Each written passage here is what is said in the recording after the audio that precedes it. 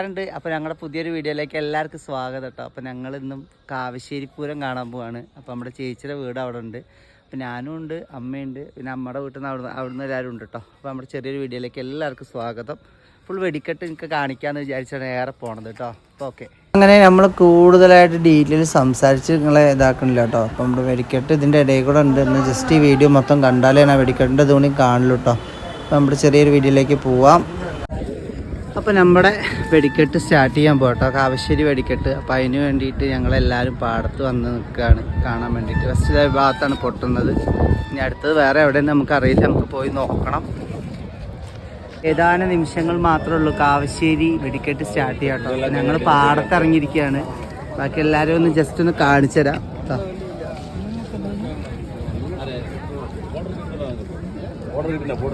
എല്ലാവരും പറ്റേ സ്റ്റാർട്ട് ചെയ്യാൻ പോകട്ടോ. അപ്പൊ അതിന് മുന്നേ കഥന പൊട്ടിക്കുകയാണ്. ഇവിടെ ദൂരെ കാണുന്നത് കഥന പൊട്ടിക്കട്ടോ, അറിയിക്കുകയാണ് അവർ.